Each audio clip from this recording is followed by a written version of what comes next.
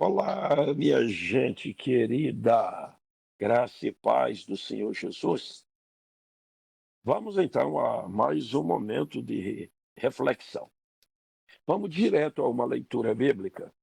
Epístola aos Hebreus, capítulo 12, versículos 1 e 2.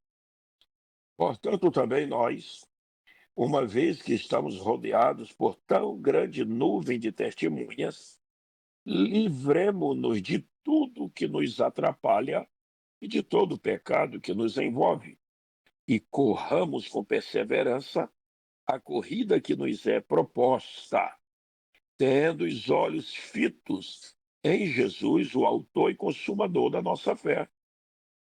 Ele, pela alegria que lhe fora proposta, suportou a cruz, desprezando a vergonha, e assentou-se à direita do Pai. Bem, vamos focar no versículo 2, aonde diz: corramos com perseverança a corrida que nos é proposta.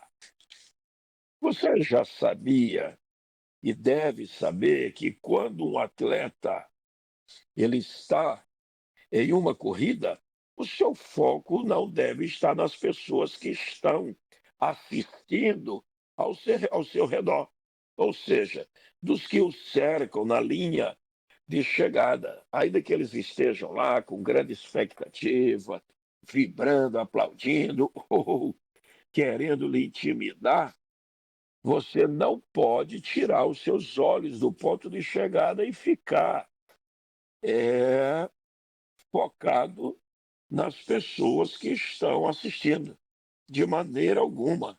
Assim, meus irmãos queridos, é a vida do crente. Nós estamos em uma corrida.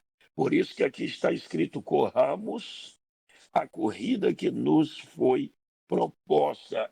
Aqui está uma figura de linguagem para descrever a nossa jornada, a nossa corrida rumo aos céus. Nós estamos em uma corrida e nós temos que fitar nossos olhos no alvo. Nosso alvo é Jesus Cristo. Por isso o versículo 2 diz: tendo os olhos fitos, focados em Jesus, o autor e consumador da nossa fé. Olhe, nesta corrida da vida cristã, muitas coisas vão querer tirar a nossa atenção exclusiva de Cristo e vai nos impedir de avançar, vai nos impedir de crescer na fé, vai nos impedir de alcançarmos o nosso maior objetivo. Por isso que hoje nós estamos refletindo sobre este tema: livre-se do excesso de bagagem. Livre-se do excesso de bagagem. Voltemos a nossa atenção para o versículo 1. Portanto, também nós, uma vez que estamos rodeados por tão grande nuvem de testemunhas, livremo-nos de tudo que nos atrapalha. Em outra tradução, livremos-nos de todos os embaraços e do pecado. Embaraços aí na nossa reflexão é o excesso de bagagem. Nesta corrida que nos foi proposta, nós devemos deixar de lado todo peso, todo obstáculo para corrermos livremente e podermos então sermos bem-sucedidos na nossa corrida sem impedimentos. Nós devemos nos desimpedir de tudo.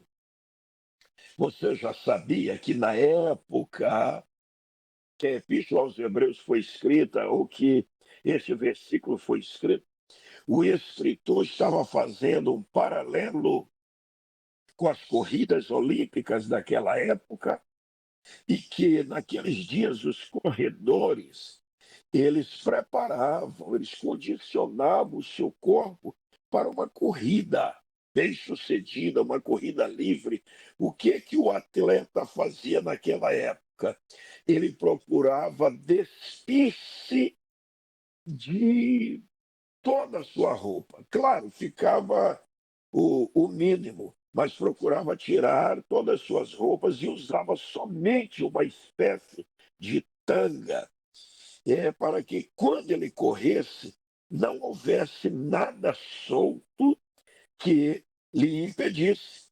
E ele também fazia outra coisa, ele ungia o seu corpo todo com óleo, para ele sentir-se mais livre.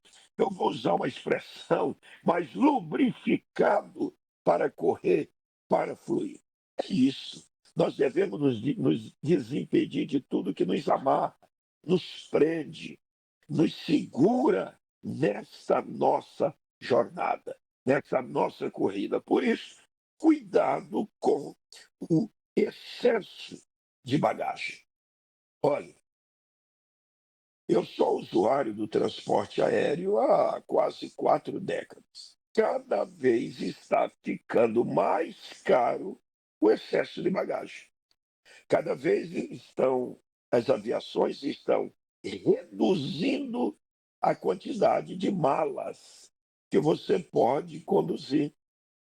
Eu viajo desde uma época, por exemplo, uma viagem internacional.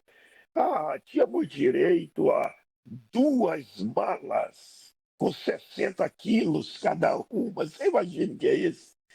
Eu lembro bem disso, eu conduzia minha mala, meu porta-terno de ternos, e então uma outra mala com 60 quilos eu enchia de livros meus, ainda lembra das cassetes, fitas cassetes, fita de vídeo. Então, era muito confortável isso. E a gente levar para abençoar os irmãos e para, de qualquer maneira, ter uma ajuda financeira para manter o ministério. Hoje é muito diferente, mas muito mesmo. Você tem direito, num voo internacional, em uma mala com 23 quilos e uma de mão, que não pode passar de 10 quilos para você levar em cima. Mas eu quero levar a segunda, terceira mala. Vai pagar.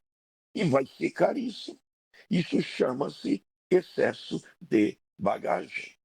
Aqui nos Estados Unidos, por exemplo, você encontra tarifas bem promocionais de voos. Você já pensou que ia pagar US$ 30 em um voo?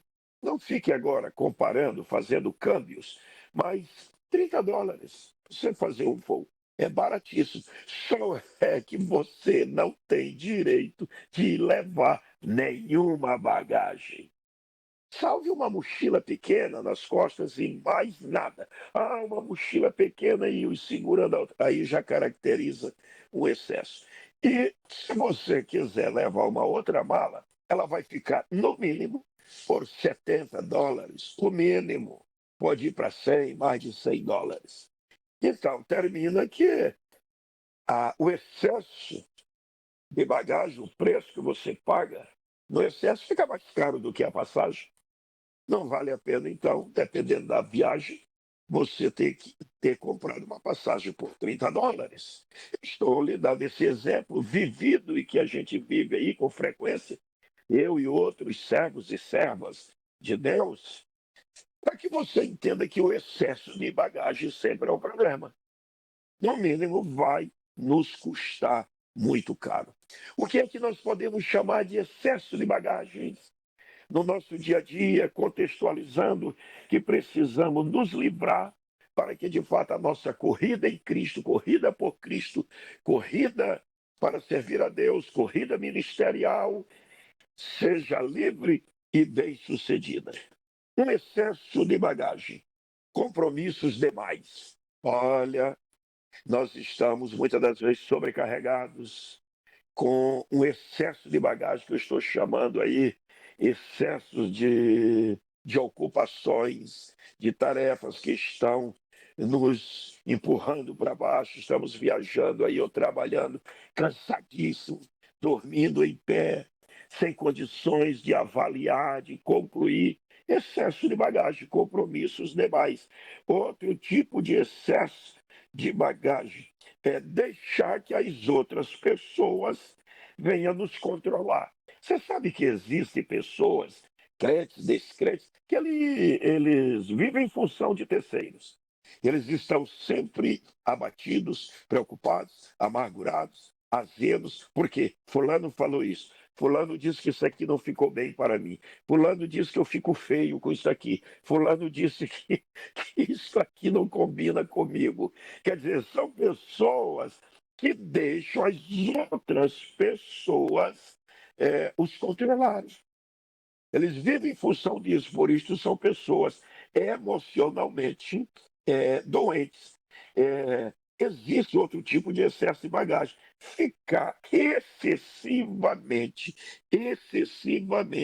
envolvido com a visão, os projetos, a vontade, as coisas das outras pessoas. Eu chamo isso de uma lasca. Tem gente que passa o dia inteiro preocupado, fermentando, falando sobre as coisas das outras pessoas. Fulano agora fez isso, fulano agora está com um novo negócio, fulano agora tem uma nova empresa, fulano agora comprou um novo carro, fulano está querendo trocar o carro. Isso é para gente medíocre. Muda de vida.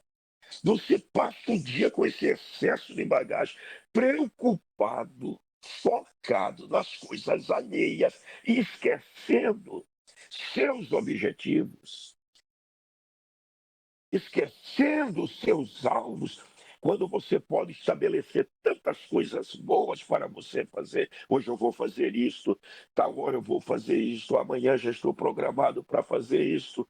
Em vez de você estar cuidando de você, você está aí adoecendo, preocupado, comentando, mais preocupado com projetos alheios do que com os seus. Em vez de manter os olhos nos seus próprios objetivos, você está sufocando o seu potencial, perdendo tempo. Tempo é caro, gente. O tempo não volta, mas você, em vez de estar investindo no seu próprio potencial, você está todo o tempo com excesso de bagagem, pensando nas coisas dos outros. Ore pelo irmão, ore pela irmã, interceda, que Deus te abençoe, seja bem sucedido, mas procure focar naquilo que você está fazendo, aonde você quer chegar, o que você vai conseguir. Não deixe o diabo ficar criando semanalmente mil e umas coisas para embaraçar você. Descubra, perceba quando Satanás está usando pessoas, circunstâncias, coisas para lhe sobrecarregar, trazer excesso de bagagens sobre você. Tome uma providência rápida, porque isto sempre custa caro. Agora, se nós quisermos correr livremente a carreira, os objetivos, oh, aleluia, que o Senhor põe diante de nós para nos abençoar, então vamos ficar focados em Cristo Jesus, olhando firmemente para Jesus, o autor e consumador da nossa fé. Então, eu o encorajo a manter os seus olhos em Cristo. Não deixe que nada venha lhe distrair. Concentre-se em Cristo. Ele já conhece a sua pessoa, conhece o seu potencial, conhece as suas fraquezas, conhece os seus problemas e ninguém